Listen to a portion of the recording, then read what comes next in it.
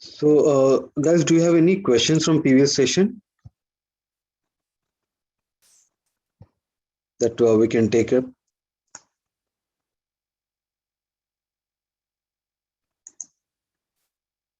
So, in the previous session, I was talking about mQuery.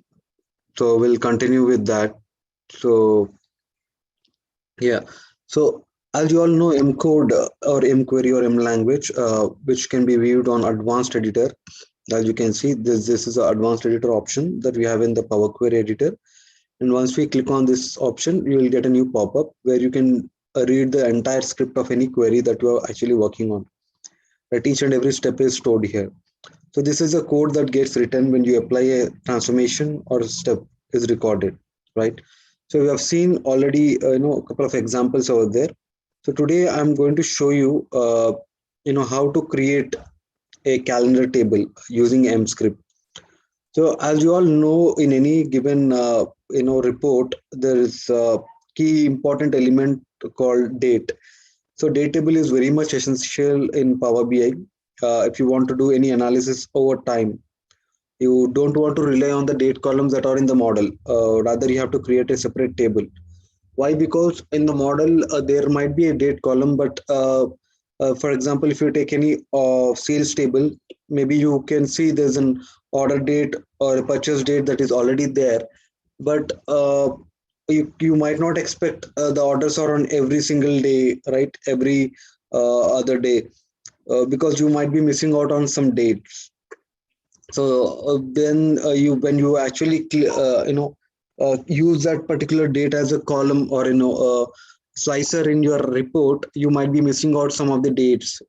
So it won't have a continuous information for every day. So then this calendar table or date table is very much useful. Also, it gives us proper trending graphs that we would generally show up in some kinds of trends or some kind of analysis that we do. So calendar table is very much important to do a lot of analysis. So today I'll be showing you how to create a calendar table, as well as we will move on to data model, understanding of the data model, and at the same time we also emphasize how this same data table is very much useful or very much important in terms of the data model as well. Okay. So again, in order to create a date table, right, we need not have any other knowledge as such, or we should not remember any script as such. So all you need to do is you need to just carry forward or remember one sort of logic that I'll be showing you. So basically you need to just keep this script that I'm showing you handy. So basically this particular script generates you a complete date table for you. So this is using mscript. Okay, the mscript that you are going to talk. So let me show you quickly. So let me open up a Power BI desktop instance. So for this, you all you need to carry this is in your Gmail or anywhere any Word document. So you can just copy paste that. So you need not remember any single line of code to do that. So all you need to do is just paste it and execute. So you need to understand like how we can generate a date table using mQuery. So when you open up a new instance, you can see you can always go to get data and then click on more. So initially I told you while you are working on Power BI desktop, you need to make an habit that you should always go to get data and then click on more, and then search for any source that you are trying to use. So when you're trying to paste any M query, all you need to do is select a blank query. So I'll select this blank query option, click on connect. So it will open up in Power Query editor where it will land on a formula editor. You need to click on advanced editor again. So this is where you need to paste your M script. So I'll just copy this script and just paste it over here. Okay. So I'm not going to do any single, edit here. I'm just going to continue with this. Just click on OK and done. So this will ask me a few parameters because the underlying script that we have written is basically expecting few things, because it is asking me to enter the start date and the end date, because I want a calendar table, but again, I should be telling the script that, how long the table should be, right? It cannot be like 100 years of table or, 50 years of table. So I should be specific that, okay, I am working on a data set. Maybe my data set is more relevant to maybe 2020 or 2021. So I would be more interested to get only 2 years of data, right? So in that case, what I'll do, I'll just select, Jan 1st, 2020, right? Can just select the 1st of January 2020 and then give the end date maybe 2021 December 31st, just in case my complete data set would be in this subset. So I'm assuming that. So again, there's another parameter that you need to enter called fiscal year start month. So in this particular script, right, it's not mandatory to always have a standard start month, but usually there's an option that we can provide. Basically, for US, the fiscal year starts from January. In India, the fiscal year starts from April, right? So we can just enter anything over here just to make sure which kind of data source that you're working. If you're working with some data set which is more relevant to India, you could always give a fourth, right? And click on invoke. So once I click on invoke, automatically the entire data is actually coming up automatically. As you can see, let me just expand it. So the date is starting from 1st of January, the input that we have given, and the end date would be 31st December 2021. It goes on. So the entire data set is picking up with our values. Also, you can see there are a lot of columns created. You can see there are all over 17 columns have automatically created. Year, quarter of year, month of year. You can go and look at it, day of month, date, int, month name, month in calendar. That means it's showing, month and year along with, short month and year, quarter one, calendar. So there are a lot of options that we have automatically, created. This will ease up our work in a lot of speedy fashion, because you require all these columns in many situations. Like sometimes you need to divide your report based upon different fiscal year or different calendar months, and also for that usually what we do is we write some DAX functions and get the things done. For example, most of the time you only have a date column. By using the date column, we'll get all the required columns using some DAX functions in our model. But here what has happened, like everything has come in a single click by just invoking the script, right? So everything is ready. You need not worry about anything, like even the day of week name or a week ending, right? You can look at this week ending, week number, right? So for this, again, you need to write some calculation, some function, the DAX function, where you need to calculate manually. So right now what I've done is I just executed a script and everything wasn't ready, right? So this is how it is useful, right? You should by now understood the blank query is very much useful, not only to copy paste the script from other report, but also to generate data, right? Right now the data for this, you can see the source for this is again the M script itself. It's not coming from any external source, right? All it is coming from the same Power Query editor, where I was able to generate the data within the Power Query editor using some script, right? So usually for other files you have already seen, we would have getting data from SQL Server or SharePoint, right? Or any other source. But here you generated the data from using Power Query editor by just writing some M script or M query. Okay. Any questions, guys, from here before I move on to the another topic?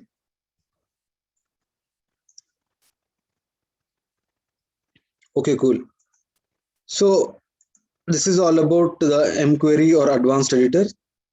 So once you have done this any M script or M query, you should always rename it accordingly. So I'll just rename it as a dates table, right?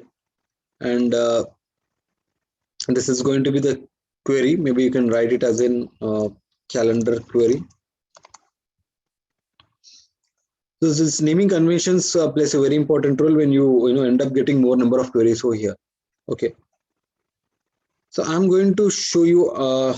Let me just So today we are going to discuss more on data model.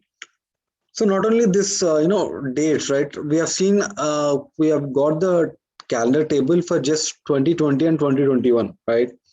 But dynamically also we can get the data as per your model. So what do I mean is basically, let us assume you have a model that you are already working on. You have a set of a model, your set of tables, right? So there's a sales table which might have a data from the year 2017 and maybe till the year 2019, right? Maybe it also keeps changing, right? If it is connected to some SQL server or a SharePoint, the data keeps changing. The end date keeps changing. It is not 31st December, right? 31st December 2021. It might keep changing because we move ahead in our time and the data keeps changing, right? So then in that case, what we need to do is we need to just write few, couple of, M script here in the formula bar, like you can see in the screenshot. All you need to do is just apply this list.minimum function, which is an M function. You can just add this order date because this is coming from the sales table, and this is a max of sales order date. So this minimum value will pick up the minimum date in the order date column. This maximum function will get you the maximum date in the order date function. So by this, what happens is your dates table is always up to date. So because your order date from the sales table is coming from the source, maybe from the SharePoint, right? So in that case, maybe your date is something which is more relevant to some 2022. Okay. So today you might have entered that date. So automatically when you refresh the report, the sales table will pick up this order date with the latest date. And this list.maximum function again picks up the date from the sales table and give us an input to the dates table that we have created. So automatically this dates table will update it with the latest dates. So this is basically dynamically we are doing this. So this is called as dynamic date using this list minimum and list maximum function. Okay, so we are going to see this example once we get other tables in place. So right now we do not have other tables, right? So I'm going to just get the tables because we are going to build a data model now. Okay. As a part of example, let me just show you again, right? We know how to create a report. In Power BI we might be just picking up some Excel file and start creating a report, but understanding data model in Power BI is very important because without data model you cannot create bigger reports, or you cannot get more tables and create a meaningful information, right? So basically, how important is data model? Can anyone understand? If I show you an example, right? Let me just quickly import few tables, and without creating any data model, I will show you what will happen. Okay, we'll see the demo now. I'm going to import in the same table. Okay, so already there's a dates table. Let me click on. Maybe I'll just click on close and apply. So I just applied this changes for the date table. As you can see, we already have a date table in place. So now I'm going to get additional Excel file.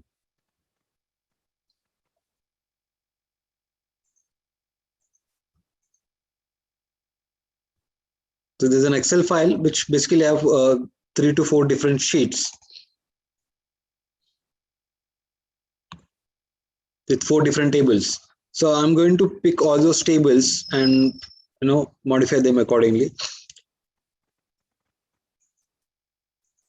As I already told you, the difference between these symbols, right? These 4 are showing as the tables. These are showing as sheets within the Excel. So I'm going to click on transform data because I wanted to do some changes. I wanted to rename these tables. So when you click on transform data, it will open up a Power Query editor, right?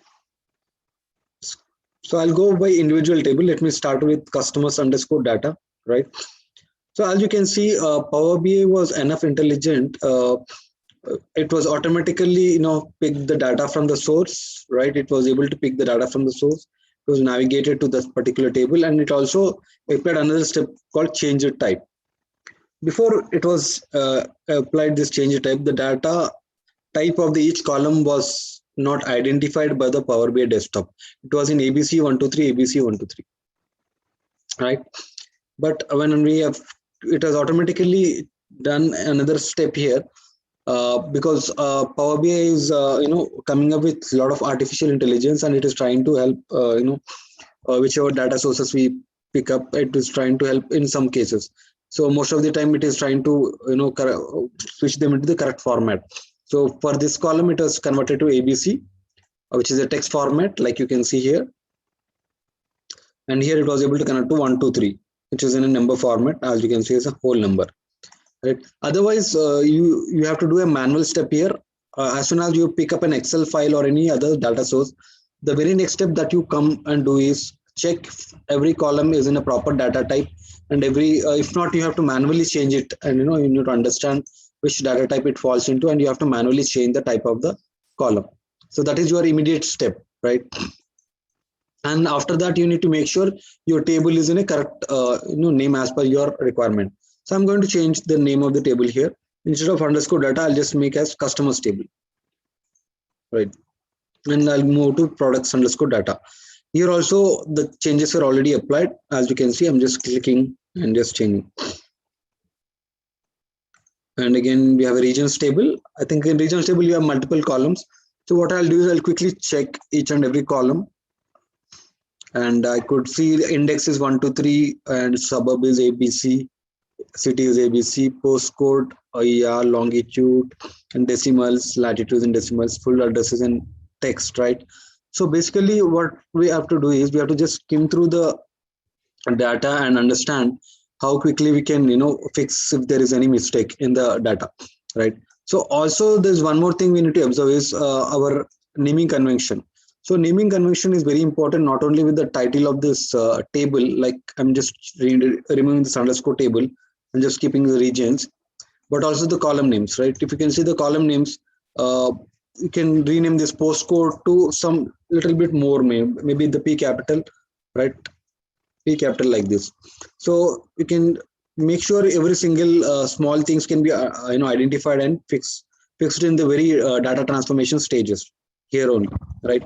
I'll move on to the sales table, and first thing I will change the name to sales, and then quickly I'll scan, like there's an order number, order date. As you can see, this calendar symbol is basically showing this a date format. Sometimes if you have a timestamp, it will be showing as a date times format, like this is other symbol. So you have to make sure everything is in place. Ship date, customer name index, channel, currency code, warehouse code, right? I think all of them Sir, fine. order number could be ABC 123, right? Yeah, so basically there's some small confusion here. So basically ABC 123 is not any specific format, right? So because either it should be a text format, so if we go through the different data types, let me just go through the different data types, Raghav. So if the first thing is 1.2 decimal. So it's very clear that if it is having any decimal values or points, it is clearly falling into this 1.2 category decimal symbol. There is sometimes currency that we have in some data sets. So that time we need to have this fixed decimal number. Then we have whole number, percentages. Date time, when you have a timestamp additional to the dates, when you have a timestamp, then we have to make sure definitely we have to identify this. Otherwise, we'll be missing out the timestamp, which is very much important in showing some kind of reports, right? Then date. Then sometimes we only have a time. In that case, only we will show time. And this date time zone is important in calculating the time zones where when you get the time from different sources, like you'll get the data in the daylight saving format like UTC, GMT. So that times you need to use this option. And then again duration is, again it will show in seconds or minutes, so we can make it that. So you can see this is something called text, right? ABC's text, but we are not able to see 1 2 3 and ABC together. There is no format as such, right? So like I've showed you, if you go back here, yeah, so ABC 1 2 3. So this ABC 1 2 3 is basically why it is coming is Power BI is saying I can see there is some text and this number, but it's not able to identify. Basically, you can see ABC 1 2 3 even in date. That means it says it is not able to identify. When you see ABC 1 2 3 together, that means you need to understand that Power BI was not able to understand which format it is falling into. So it's kind of an error that you can understand, because we do not have any specific format called ABC123 together. Okay, so as soon as you notice this, immediately you need to understand there's something wrong with it. So it was not able to understand which format that particular column is falling into, right? There is no ABC123, Raghav. So you need to make sure, like, okay, there's an SO-000225. So this can fall into text format, right? You can treat this number and text together as a text format, as a string basically. So string is nothing but a text. So you can basically convert them into a text format like this. So which is already done by Power BI desktop like this, ABC, right? Hope you Okay. understand. Yeah, Yes. good. So yeah, that's how it is. So again, Santosh, that means there is no data type that has both the variable as well as the numeric value. there is no data type as such. There is no data type here. As you can see, these are the only data types that we have in our Power BI desktop as a part of Power Query Editor, where you could see all the data that we are going to pull from any data source, right? It should fall in this format. Suppose in case, right, you didn't change this. Maybe let me say I'll change this manually. Maybe what I'll do is I'll just duplicate this. As I told you, you can duplicate this, right? And I'll remove this, right? You can see this order number, and maybe I'll just close and apply.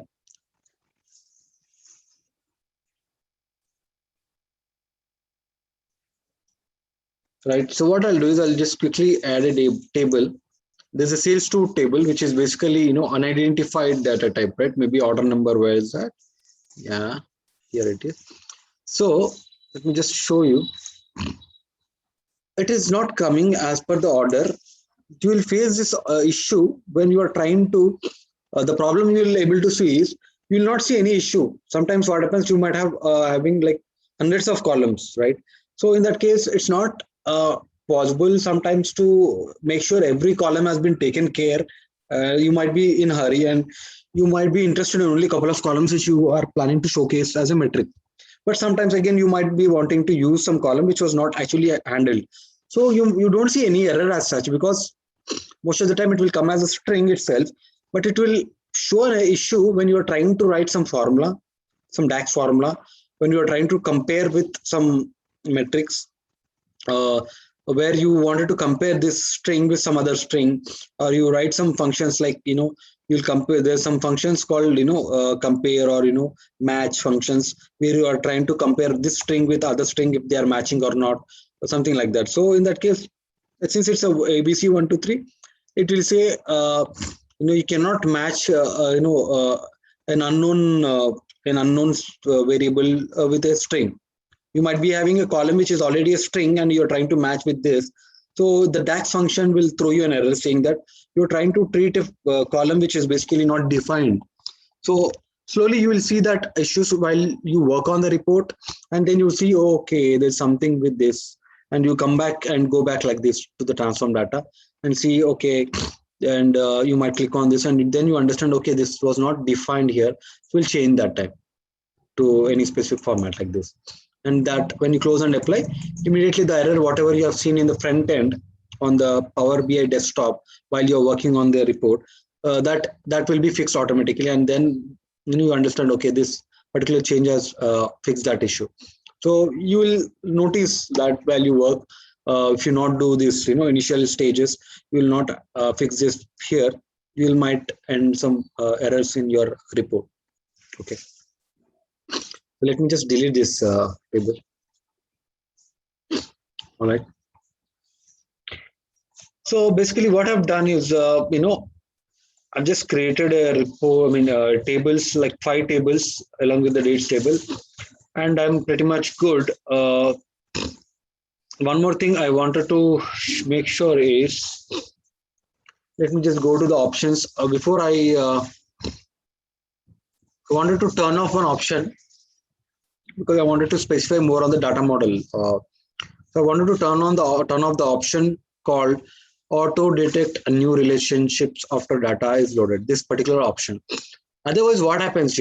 Power BI is acting enough intelligent that if I click on close and apply with the other tables, I think by now it has automatically done it, I guess. Let me go back, because I already showed you, for this particular example, I've closed and applied it, right? If I go back to the model, yeah, see. So Power BI has automatically applied some joins within different tables, right? This I did not wanted to do, but yeah, since I've applied in the previous step, automatically it was trying to understand few joins. So before anyways, I'll remove it manually, because I wanted to make you understand, if you are not defining any relationships, that means if you are not defining any model, what is going to happen. Okay, let me zoom out so that you can see you have so many tables. Even though you have removed this sales to table, right? I've deleted it, but still it is showing up, because whatever changes you have done in the Power Query editor, like here, has not been applied yet, because you can see this. It says there are pending changes in your query that haven't been applied. That's the reason. Although you cannot see the sales to, but still you see in the model, because the changes are not applied. So let me just quickly close this, and I click on apply changes here. That will remove the sales to table. This table will vanish. It's not going. Okay. I think it's taking time. Yeah, you can see it's gone. Basically, the sales to table is gone. And earlier we were trying to map that from sales to table, and the throw error is there. It's fine. Let me just go back to the model. So what I wanted to show is, so when you have different tables in your report, let me just delete this and add a new instance table. So the data will come fine if you are matching it with only single different tables, right? As you can see, I'm just matching with customers and the customer index. Okay. As long as you are matching, you are mapping the data onto separate visuals, like I'm adding another table. I can add products, product name, product index here. So as long as you are mapping the data from the separate entities, the data is coming fine. But by the time when you try to map here together, maybe suppose I wanted to see sales of different products here. So I'm mapping a sales value, maybe got some unit price, maybe total revenue. As you can see, I'll just make it bigger. As you can see, the product one is showing the total revenue as 15,457,3,140. It's showing as equal to as total value for each and every product, which is ideally not possible, because each product will have its own revenue divided in this total revenue. Like, so basically what is happening is, since you're trying to get the data from products table, this product table, and also the sales table together, it's getting the data like this. So what it is doing is it's getting the product values from the sales table, product table, and the total revenue from the sales table. But again, it doesn't know how to get the data for this particular product, because it is not able to understand the relation between the products table and the sales table. Because as a sales value, it knows that the total sales value is this much. Hence, it is bringing the total sales value as this much. But since it doesn't know the relation, or we did not define any relation between these two tables, it is not able to divide the total sales value for each product. So what I'll do is, I'll show you how important a relation is now. So I'll quickly add a small relation between this particular table. So as you can see, there's a product index here, which is basically having if you go back and look at the data, the products, there is something called 1, 2, 3, 4, like this is an index till 20, which is basically defining as an index over a product index. And if you go back to the sales table, see, before you define a relationship, you need to make sure the relationship that you are defining is proper. When I say proper, there should be a meaningful key already existing in the specific table. Like I've shown you, there's a key called product index. You can treat it as a product index or index, which is more relevant to the product name index. And if I have to map from the sales table, I have to look something called product index. You can look at this. There's something called product description index, which is more relevant to product index, right? So what I'll do is I'll join this product description index from the sales table to the products table. So there's different ways of joining. Let me zoom in. This is simple ways to identify the product description index from this sales table, and you can just drag this index like this and just leave it here. So automatically the join will take place, and there's some arrow and the star is happening. I'll explain you all that in a while. So now just go back to your report and just look at the data. Do you see something has happened here? So earlier it was showing this same value for each and everything. Now that you have defined a relationship, it was able to define the data for each product, right? For each product, it was able to split the entire revenue. And for product one, this was the value. For product two, this was the value. You can sort it basically. Can sort it in different maybe increasing or decreasing manner. It will basically show up how the values are coming. Okay, you can see how the values are coming from product one. This is the value, product two, product three, product four, product five. So it was, if you sum all these values, it will be this much. So basically what has happened is it was able to understand now, okay, I have to do the filtering, I have to aggregate the data in certain format. So that's where I was able to proceed and look at the changes. What has happened, I'll quickly tell you. If you can double click on this, you can get more insights on what type of join it is, right? So let me just quickly delete this join and recreate with another method. So you can also add a join basically in a different method called manage relationship. So basically you are in a data model view. In a data model view, you have to create a data model. That means you have to create a relationship between two tables, right? So click on manage relationships. That will allow you to define any relationships. Right now, you do not see any relationships between any tables. Click on new. So when you click on new, it is asking like which two tables you have to select. So I want a relationship between products table. The first table is a products table, and second table is my sales table. And you have to define which column you wanted to join. I wanted to join index column from products table and product description index. This is the columns. So what has happened is when I select these two columns, automatically there's something called cardinality. So what is cardinality? Cardinality is nothing but which gives you the relationship between the two tables. That means as you see, products table is having single value in it, right? In terms of index, it has got unique values in indexes. Let me just first click on this OK and then come back to it. Okay, as you can see, when you click on OK, automatically a join has been defined. And when you click on close, you can see this join establishing here, right? So if you go back to the products data, the cardinality is nothing but, right? Like basically it defines the relationship either one-to-one, one-to-many, many-to-many, many-to-one. So how do you define that? So the first column that you have here, it is basically having 15 distinct values. It has got unique values in your products table. That means for your product table is kind of a lookup table which is holding unique rows, right? Unique set of rows, especially in the index part, right? It has got unique distinct values. So that means it is going to always have one in terms of relationships, like it is going to get one. Whereas if you go back to sales table, because sales table is nothing but a transactional table, or you could say is more kind of an fact table, right? So fact tables or the transactional tables will always have more records, right? It has always have the transactional data. That means you might be having the sales information over here. Suppose you have a retail store, and on a specific day you might have several number of orders for some customer might have purchased the same product many times. So different customers might have bought the same product several times on a single day. That means the same product is going to have multiple records in the same sales table here. So in that case, if you look at the product description index, it will have multiple records. As you can see, the same 7 key is several times, right?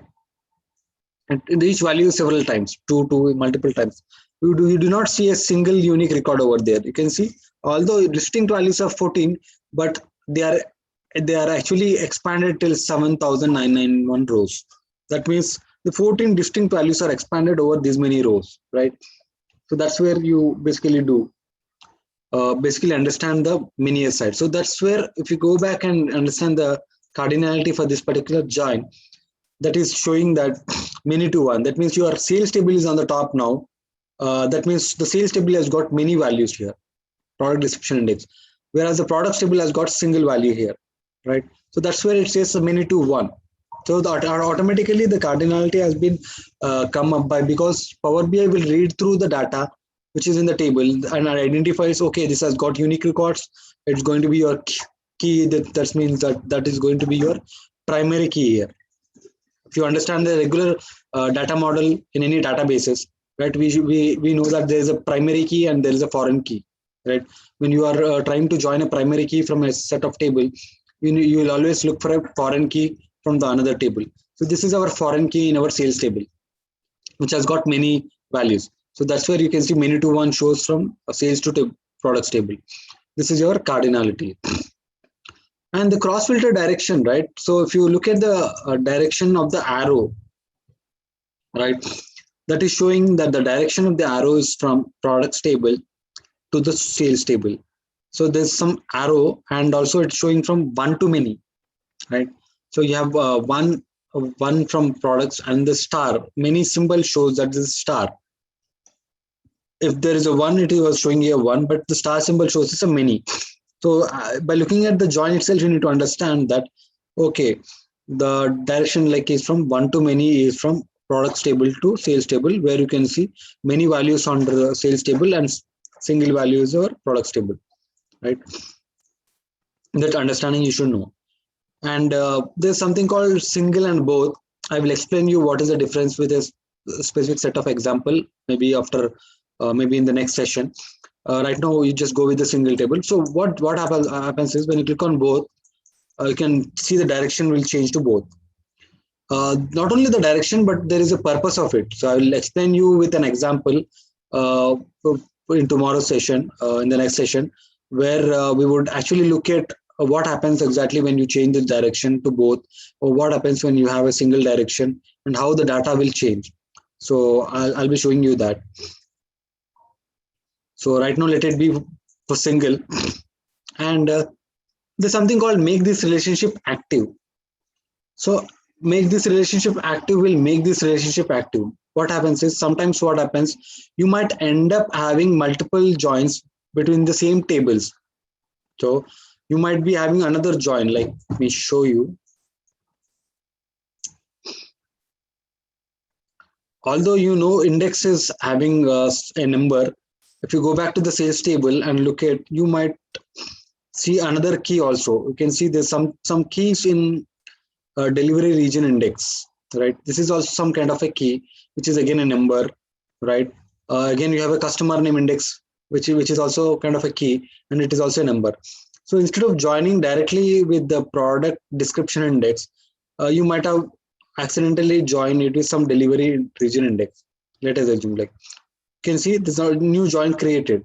So at the same time, I have created two different joins between the two different same tables. I mean, two tables. What has happened is it was able to create a join, but there is some difference between the join. If you notice, the join is dotted, right? Let me quickly join another join to be customer name index now. You could see three different joins between two tables now, but again, those two new joins are dotted. Why? Because Power BI doesn't allow you to create two active joins between two. Between two tables, more than one active join between two different tables. That means if you double click on this join is actually active. Make this relationship active. But when you click on this join, this is actually not active, as you can see. When you try to select this, it says an error. You can't create a direct active relationship between sales and products, because an active set of indirect relationships already exists, right? Already there's an active join. Either you have to deactivate this, right, and click on OK, and then make it active. Okay, this is how you have to do. So by this, what you have to understand is Power BI will not allow active joins, more than one active joins between two tables at a time. Although the inactive joins are fine, this can be used by using some kind of logic that I will be explaining in the next session.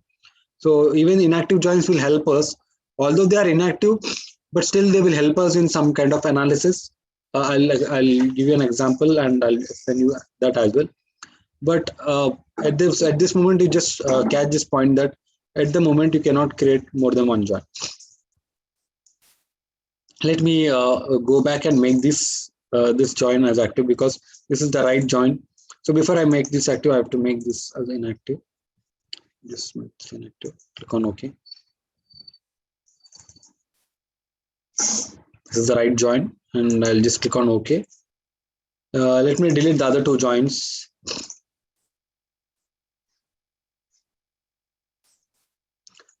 So basically, when we spend more time on the data model, we'll be able to understand different kinds of options that we end up here. So right now I've created a join. Maybe even the dual direction is not necessary. Single, I'll change it to single. Fine. So you have seen the importance that the data will not show up correctly if you do not have a proper relationship. Not only that, in order to create a proper set of report, or if you have any requirements as a part of the deliverables or any requirements from the client, first thing before you move on and create your report, you need to understand the business. What is the business of that particular client? What is the relationship between different tables? What is happening in the sales table? What kind of data they are storing in the sales table? What kind of data they are storing in the products table? And how the relationship, do you have the enough keys between the regions table and the sales table, which is our transactional data? If not, you have to create them. If you are not able to create them, you need to ask the database team to create the columns and give it to us, because as a part of reporting, or as a part of report developers, sometimes we don't have access to the databases. In that case, we need to work with the database team and provide them information that, see boss, this is a model that I'm going to create in my report. So for this, I need a foreign key in my fact table. Unless or until I have a foreign key, I cannot create a proper model. That means I cannot create a perfect report. So that's where we need to pass it to the database team. So right now we have more tables here. So I'll be creating a model. So again, before I create a model, right, there's another thing that you need to understand, which Power BI relies on. So Power BI relies more on something called specific model. So something called very famous model called star schema. So you might have heard about star schema a lot. There are several different schemas in the databases. One is called Snowflake schema. There is one is called hybrid models. There's a lot of other things, but Power BI 99.99% like it relies on the star schema. In some cases, it will go to the Snowflake schema. But yeah, more or less, Snowflake schema is again an extension of star schema. But again, more or less, we wanted to club them into the star schemas, because Power BI model works, or Power BI report works very fast or very well when you have a star schema. So what is star schema? If somebody asks you what is star schema, star schema is nothing but you have some table, some fact table in the center, right? The fact table is in the center, and you have an dimension tables surrounded by. So basically, what happens is, you need to understand the fact table. You need to have some understanding what is a dimension table. So what is a dimension table? Dimension table or a lookup table is nothing but which holds the information. Like, just if you can look at these tables, you have a product table here. So product table is having some product names and also some kind of keys for that, maybe to hold the keys. So all it is having some kind of a lookup table or a general information of a product. It doesn't have any sales information. It doesn't have any transaction information. When I say transaction information, each and every sale or each and every value that is being recorded, right? So that means this is falls into a dimension table. You need to have that clear understanding before you create a model. So you have a regions table. Now, if you look at the regions table, you go and look at each column. The suburb column, city column, which is again an information. Postcode is the information of this city. Because this is a regions table, it is having information related to that table, but not a sales value or not a metric as such. Because if you go to the sales table, this will have more kind of an revenue, which is a sale information, which is a cost information of any product, which is a transaction information, which is the price information for each product, so quantity, because all this comes into all these four values that we just saw, all this order quantity, unit price, unit cost, revenue, all these are metrics, or we could say transactional value or some metric information, which doesn't fall in terms of a dimensional thing. Because when you say there's a dimensional data, it is more related to that particular table information or particular product information or particular entity information.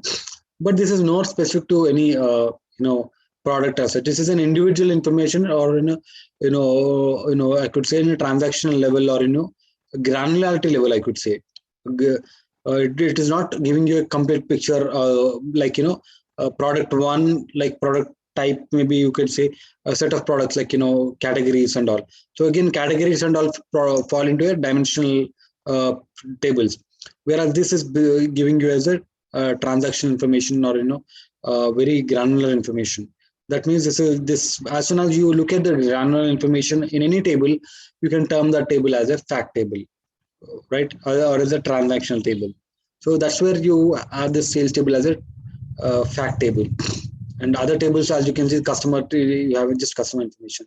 So you have, I could say, this customer table, products table, regions table, all are dimension tables, and sales table is a fact table. So I have a dimension tables and a fact table. Even the date table is a dimension table, right? Because it's holding the information about the dates. Although there's a lot of information, but it's holding the information about the dates. It's also a dimension table. It's not a fact table. Okay. So since we understood in this particular set of tables, what are the dimension tables and the fact table? So star schema, what it does is it holds a fact table in the center.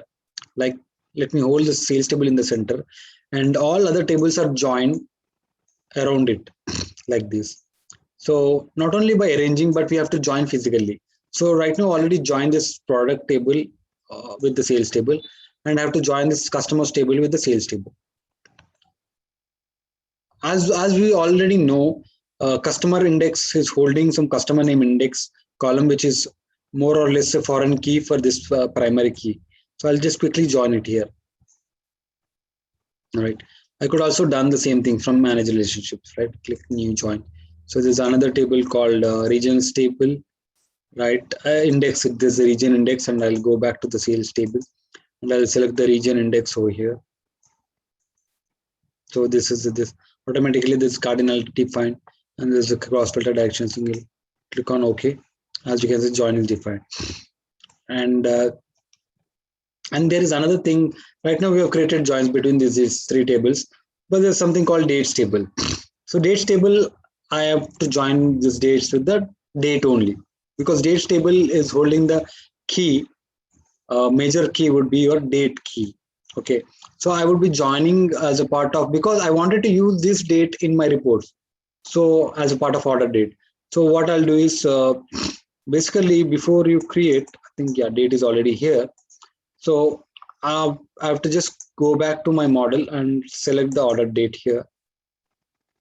Just drag and drop the order date. As you can see, one too many. So if you can look at something specific in this star schema, each and every table is joining to the center table, and also that is also, you can see one too many, one too many, one too many, one too many, right? So that means you can actually navigate your sales by any kind of sales, because your sales table is going to be your central table, because you are because See, your client will definitely ask. The main purpose of creating any report is to look at the key metrics, to key sales. What is the quantity sold? What is the, on which date what has happened? What is my trend over past 6 months, past 5 months. So everything, all that information is having in the sales table itself. Although for navigating or slicing, you will get the information from here. Your major table is sales table.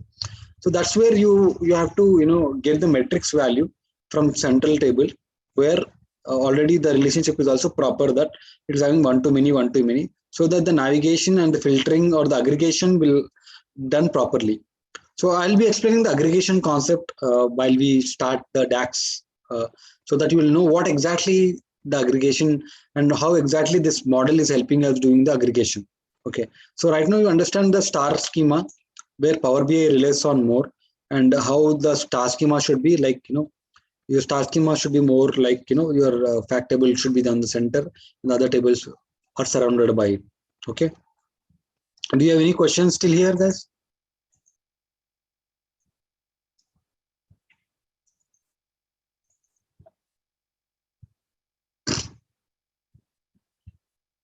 Hello. If you have any questions, please let. Okay.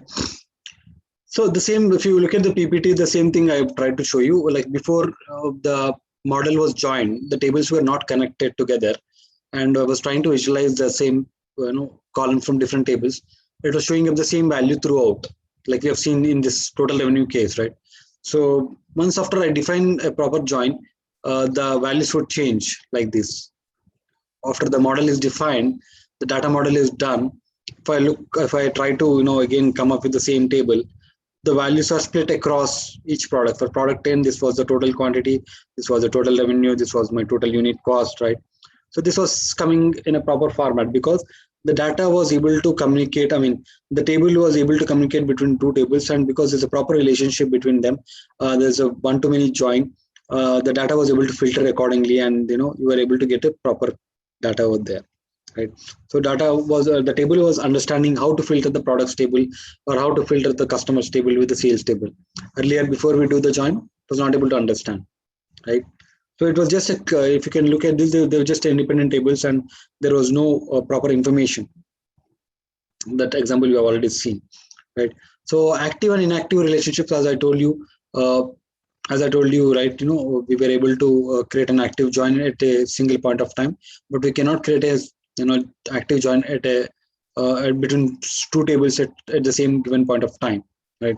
So we'll be seeing a couple of more examples in further sessions, like what will happen when you change the join, and how we can use the inactive join as well as in our reports.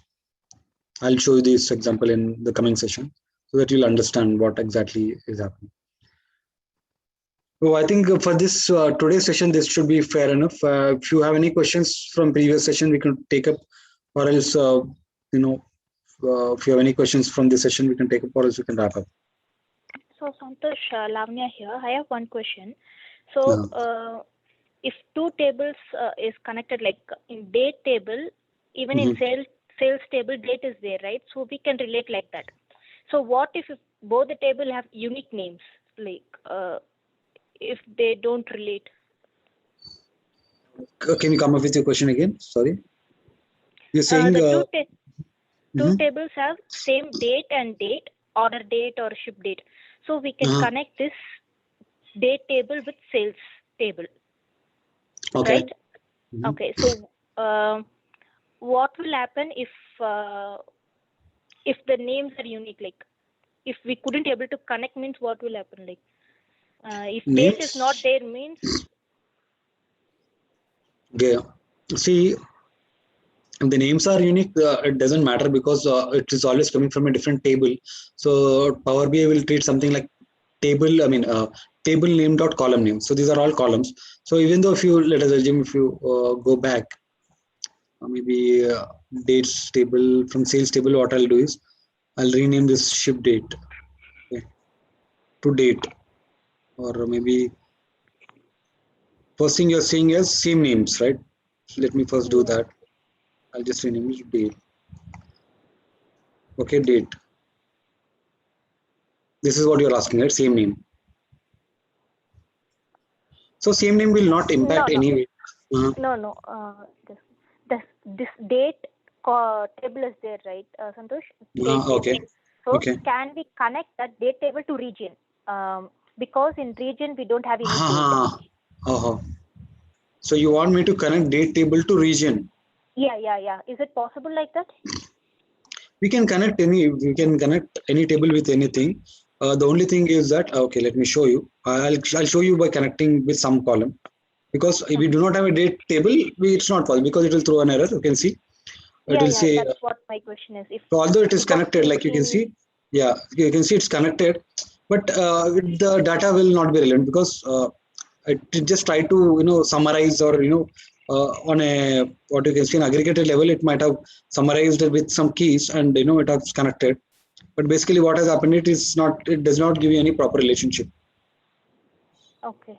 But sometimes what has happened is, what I wanted to show is, you might even connect with some keys. For example, your date table has some key already. Maybe the number, day of month is kind of a number, right?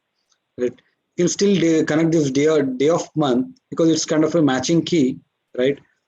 Day of month. You can look at this day of month.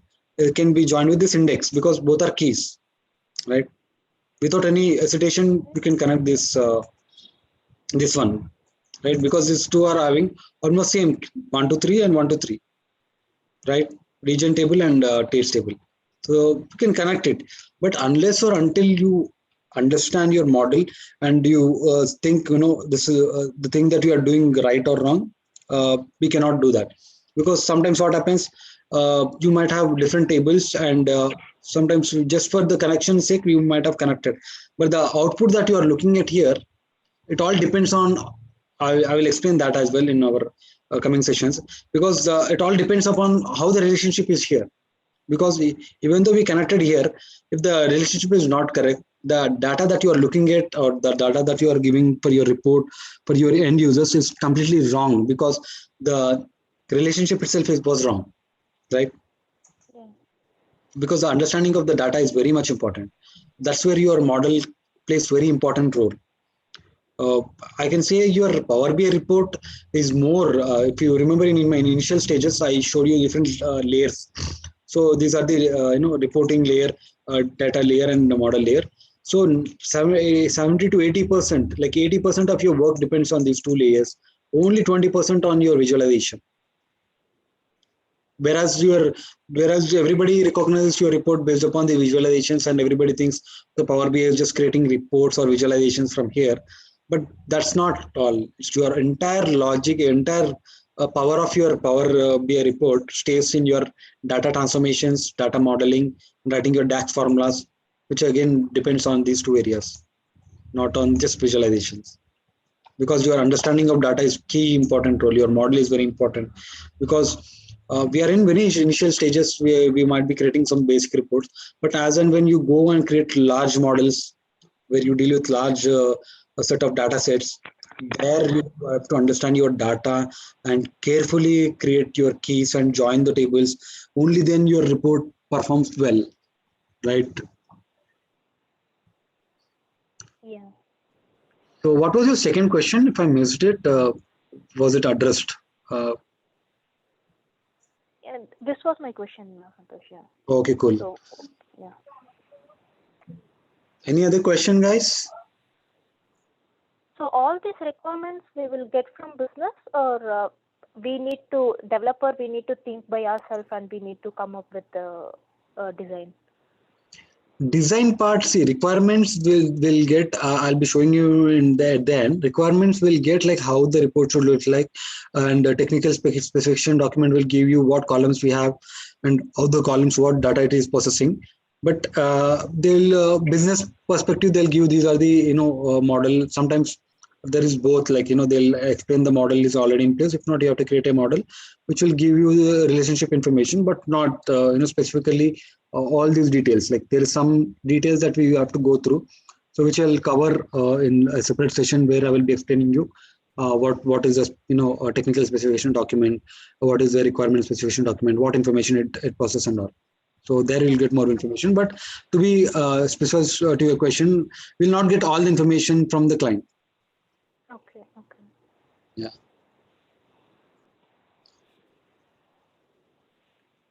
If you all are done, we can wrap it up today. I think Lavanya, I think you have a couple of questions. We'll catch up over WhatsApp again. Yeah, after this session. Yes, Santosh. And also I need some data sets. I asked you in WhatsApp, right? The O data and Excel, CVS files. Yeah, definitely. I'll share that with you. Yeah, okay. And also the PPT which you have, right? So can I get that as well? Yeah, definitely. I'll share that with you. Okay. Okay, guys. Thanks for your time. Then we'll catch up in the next session. Okay. Thank you, sir. Thank you, Yeah. Santosh. Thank you all. Thank you, Santosh. Thank you.